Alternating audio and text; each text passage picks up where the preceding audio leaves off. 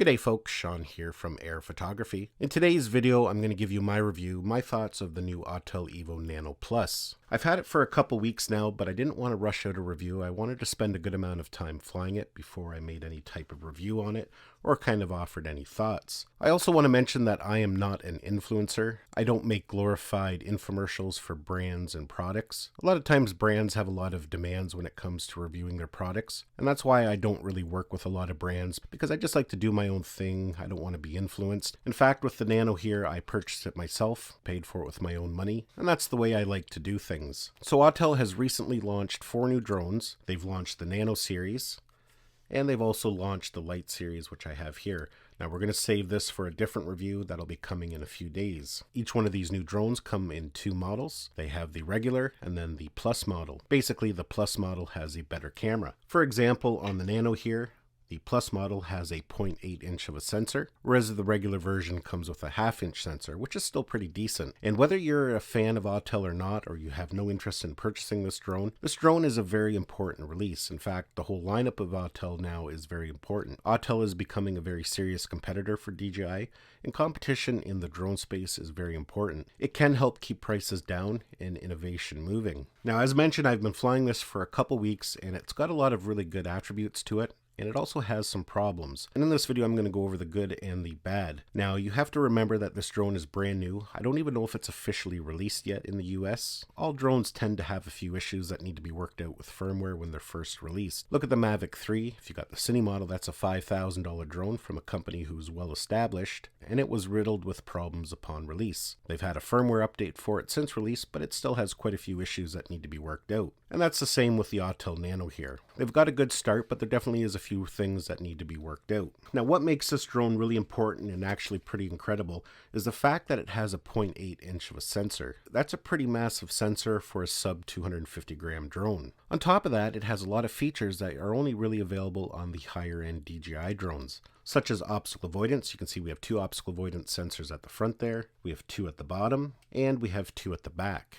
Now, on top of that, it's full of intelligent flight modes, such as hyperlapses, panoramas. It's got some really good quick shots, such as orbiting and flick. And it's not available yet. It is going to be coming with a firmware update, but this is going to be one of the first sub 250 gram drones that offers tracking. Autel calls it Dynamic Track 2.1, and it's capable of tracking people, vehicles, and even animals. As mentioned, it's not available yet, so I haven't been able to test that out, but I will be testing it out once it does become available via a firmware update. Now, another really interesting feature of this drone is its transmission system. Autel is calling it Skylink. That's their version of OcuSync, and for the most part, I think it's fairly comparable. Now, I haven't done any kind of range tests with it. I've had it out about 2 kilometers, and I had a perfect signal. It had a really good feed. Of course, you do get the odd little hiccup now and then, but I get that on DJI with OcuSync as well, depending on the environment I'm flying in. Now, according to Autel, the Nano does have a range of 10 kilometers. Now, what's really interesting about it, according to Autel, when you're flying within 1 kilometer of your controller, the downlink coming to the controller is in 2.7K. When you get over a kilometer, then it switches down to 1080. So 2.7K is actually pretty incredible. I don't think there's any other consumer drone on the market that's currently offering that, not even the Mavic 3. And I can say that the feed coming to the phone is actually quite clear. Now, I don't know if we're fully making use of it yet. If you do go into the settings to the transmission tab, it only gives you one option, and that is smooth. Usually you get a couple options in the transmission. You can have smooth or HD or something like that. So I don't know if that 2.7K is active yet, or if that will be coming with a firmware update. But either way, the feed that I am currently getting is actually quite impressive. Now, the Nano is rated to fly for 28 minutes, and for myself, I've only been able to achieve 23 to 24 minutes, but I should mention that I am flying in extremely cold conditions. I live in Canada, so most of the time I've been flying, it's been below 0, so your batteries do not perform as well. So for most people, that's not going to be an issue, and if you're flying in warmer climates or in the summertime, most likely you'll be able to get to at least 26 minutes. Now, according to Autel, it can fly in a level 5 wind. Now, I don't know if that's entirely accurate, and we'll talk a little bit that in a minute here when we get into the negatives of this drone. This drone is fully capable of raw photos, whether you're taking panoramas, hyperlapses, or regular photos. You can shoot in JPEG RAW or JPEG and RAW. So for what it is, it's actually pretty impressive. Now, these sub 250 gram drones are maybe not the best choice for everybody, but in a country like Canada, they can be extremely important. Drone laws in Canada are actually pretty lax compared to a lot of countries. The only difference is we have to get a pilot certificate, which is pretty easy to obtain. It's just an online questionnaire, multiple choice, that is open book, and for the most part, it's fairly easy to pass. But with these sub 250 gram drones, you don't have to get your pilot certificate, and you don't have to register it with Transport Canada. But as mentioned, that part isn't too big of a deal because it is fairly easy to get.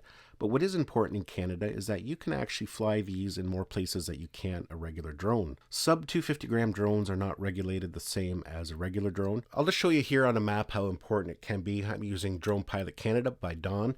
Great app if you live in Canada. I highly recommend it. So this is Southern Ontario where I live. As you can see, we have these red circles. So those are no-fly zones. So with a basic pilot certificate, you cannot fly in those red zones. Now the orange circles, those are locations you can fly. You just have to use extra precaution because there could be some helicopter pads or unregistered airports. You just have to use extra caution. It's just a warning. But if you see here, when we turn on sub 250 gram, all those red dots disappear except for a couple. So if you live in a city like London here, you can see here now you can pretty well fly anywhere you want. Now of course you can't go right to the airport and fly on the tarmac. You still have to use some common sense. But when we turn it off, you can see that whole area becomes red and you can't fly there. So for a lot of people, it's important that these drones, these sub 250 gram drones, continue and get developed with richer features and better cameras. And that's what Autel has done here. With the DJI Mini 2, if you want to create a hyperlapse, unfortunately you can't. It's just not available. If you want to do some tracking, again, you can't do that. If you want optical avoidance, again, it's not available on the Mini 2. Mini 2 doesn't even have something as simple as an orbit. Now, not everybody uses those features and they're not important to everybody, but for others, it's very important. As mentioned, some people, the only option they have to fly is a sub 250 gram drone. Now, with all that said, it comes at a hefty price. The Autel Nano is not cheap. A company like Autel just can't compete with DJI when it comes to mass production. And then when you factor in the chip shortage and the cost of components going up for everybody, it does come in at a fairly hefty price. The basic Nano comes in at $649, and the Nano Plus with the better camera comes in at $799. So that's getting to the price of the Mavic 2. Now with that said, you have to look at it in another way as well. This basically has the features of the Mavic 2. Not the Air 2S, but the original Mavic 2. In fact, on paper, this actually has a better camera. The Air 2 has a 1/2 inch sensor, and this one here has the 0.8 inch sensor, so it's a little bit bigger. So when you look at the features that a drone like this comes with, it's pretty well on point with the Mavic Air 2. Now with the launch of the Nano and the Lite series, Autel has released a new controller. That was one thing that a lot of people complained about, including myself, with the Autel Evo 2, is that the controller wasn't very comfortable to use, comfortable to hold. But this one here is actually really nice. It fits in your hand really nicely, and these sticks are really nice to use. What I love is that they've removed the buttons from the bottom. That was kind of one of my biggest complaints of the Autel Evo 2, is that I was constantly pressing those buttons, especially once you had a phone mounted in there, and just the way you needed to hold it, the buttons were always kind of resting where my fingers were. And every time I moved or adjusted my grip, I was pressing buttons. And what they've done here is they've added a function button, so you can program it for a single press or a double press. The other nice thing about this drone is that it connects to GPS super fast. It supports all 3 of the major networks. And from the time you power on till the time you're completely GPS locked is usually about 20 seconds, maybe 30 at the most. So it's really nice and fast. The only thing I wish they would have done differently there is give you a count of actually how many satellites you're connected to. The way they have it right now within the app, it's just a strength meter, so you don't really know exactly how many you're connected to. Now, I really like that you can create hyperlapses with this little mini drone. I like to create hyperlapses. So having the option, if I'm out flying this, is really nice. Now, when it comes to hyperlapses, you are very limited within the app. It only gives you 2 options, and that is to create an orbit hyperlapse, or you can fly it manually. It doesn't give you any options for length or interval. So those are things I'm pretty sure will be updated over time with firmware. So as it stands right now, when it's done, you only can create these little 5-second hyperlapses, which is fine for some people, but hopefully they will add some new options in the very near future. Hyperlapses on the Evo 2 Pro is actually fairly robust, so I'm sure some of those features will be brought over to the Sky app. So let's talk about the Sky app here. I'm going to fire up the drone and we're going to take a look at it. There's some really good things about it, but it does need a lot of work. The Sky app is brand new for the Autel Evo Nano and the Autel Evo Lite, and it's just like the Fly app when the Fly app first came out. It was pretty basic and it took a lot of updates to get it to where it needed to be. The Sky app is no different here, and I'm sure over time it will become quite different than what it is right now. We'll hit the start button there. And right away, one thing that a lot of people have made note of is that it barks at you a lot. The app is actually quite yappy, and I will agree to that. But it does a lot of self-checks, and that I have found a little bit annoying. It does some self-checks, and then it does a gimbal check, and just when you think you're ready to fly, then it does another gimbal check. So sometimes it does that a couple times. But in general, I'm actually pretty pleased with it. It's well laid out. Everything is right at your fingertips. If you want to go full screen, you can just by a simple swipe. You know, if you want to get rid of all that clutter on the screen, if you're really trying to get some precise shots. You can press and hold on the screen, and as you can see, we can move the gimbal up and down, which is kind of a nice touch. Of course, we can set our exposure by tapping on the screen. We can also press on it and hold, and that will lock it. Now, the app is definitely not complete. A lot of the features, as mentioned, are not there yet, but they will be coming.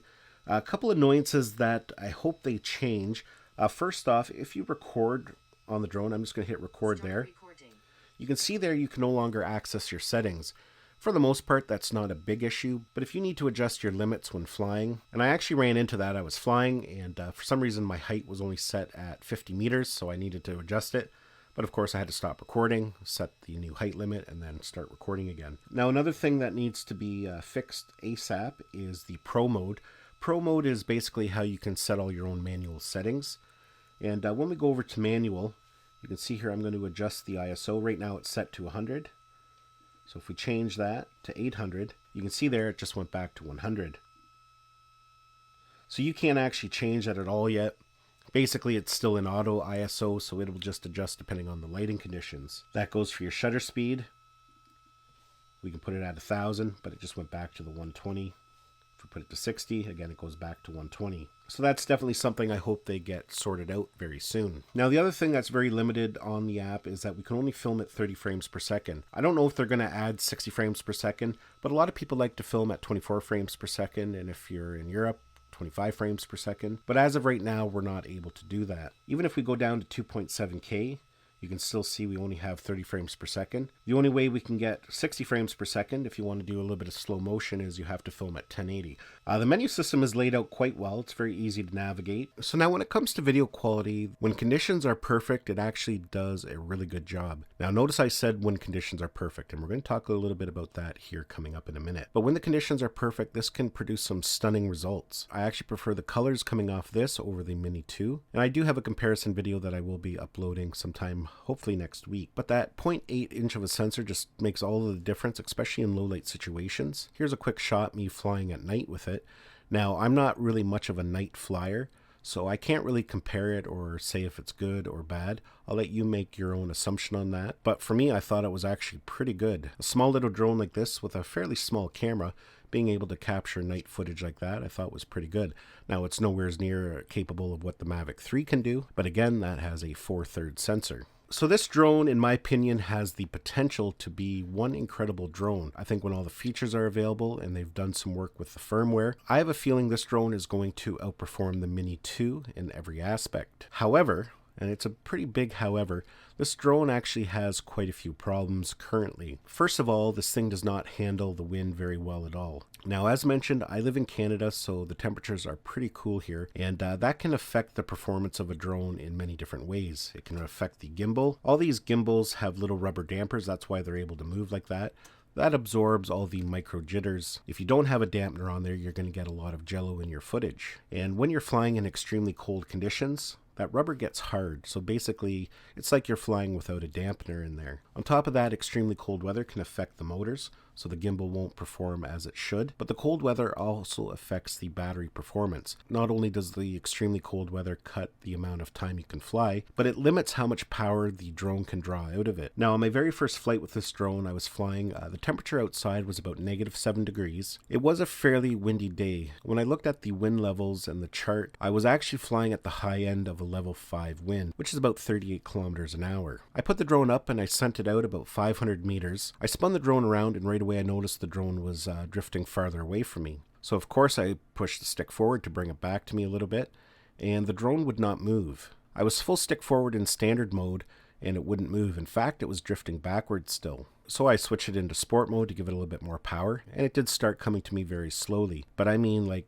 barely moving. So my first flight, I thought I was going to end up losing it, but it did slowly make its way back to me. So I don't know if it was just too windy for it or if it was a combination of the wind and the cold, because other days I did fly it, it seemed to perform quite fine. But I know the problems that I've had with the speed is all weather related. It's either too windy or it's too cold, because I have had this drone flying at exactly the speeds at what it's rated for, and on other days when it's a little colder and a little windier, I can't get it up to speed. So for the most part, this drone does not do well in the wind and in the cold. Now there is a little bit of confusion on the Autel website. When this drone was first announced and first launched and they put the specs up, they actually had this listed to be able to fly at -10 degrees. When I contacted Autel about my predicament, they mentioned that that was a typo and it's actually rated for 0 degrees, same as the Mini 2. Now, depending on what site you go to, some still have it listed as -10.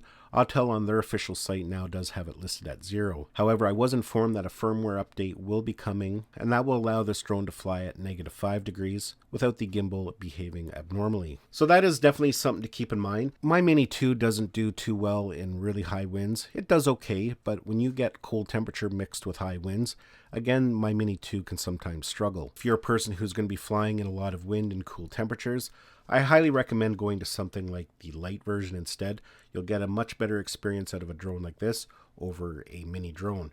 You got to think these things weigh 250 grams. It's like a feather up in the air. When you have a drone that has more weight to it, it's going to just perform, it's going to cut through the wind a lot easier. So that was my first problem with it.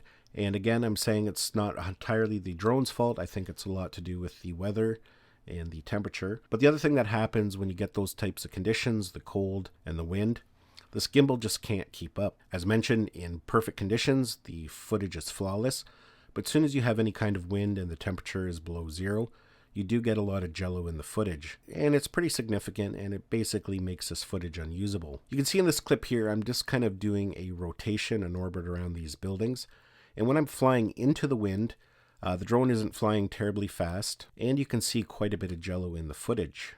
Now, I know I'm not the only one that's had trouble with it fighting the wind and jello being in the footage. There have been others.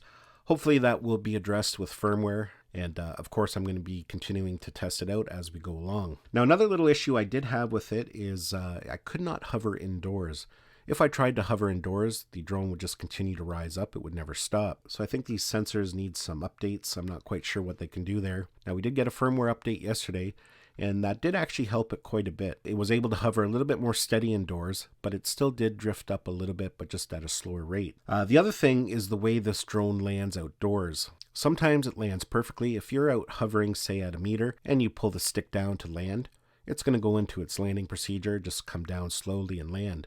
Other times it doesn't. Yesterday I took a quick flight, and when I went to land it, I was a couple meters up and I pulled the stick down. This thing went full speed right into the ground and bounced off it. It actually bounced off it so hard I ended up damaging the lens. I'll just throw a picture up on the screen here so you can see it. A little tiny mark there on the lens. Unfortunately, the camera was facing down and it landed on concrete. But as mentioned, other times it lands properly. Other times this thing will just bounce around on the ground. So that is something that definitely needs to be addressed with firmware. Now, one last little thing I just want to point out. As mentioned, we did get a firmware update yesterday, and it is a forced firmware update. So you do have to update before you can fly. But there's a little bit of a problem with that firmware update. I updated it, and it took about 15 minutes, and it does give you a warning on the screen that it's going to take about 15 minutes, and I think that was fairly accurate. Now, what the problem is, however, I found out the hard way, is these batteries have firmware in them as well, which DJI drones do as well, and they have to be updated separately. But yesterday, I updated the firmware, and I was going out to do a quick flight, and I just took the drone, the controller, and one battery with me. When I got to the location, I powered it up, and sure enough, it prompted me to update the firmware.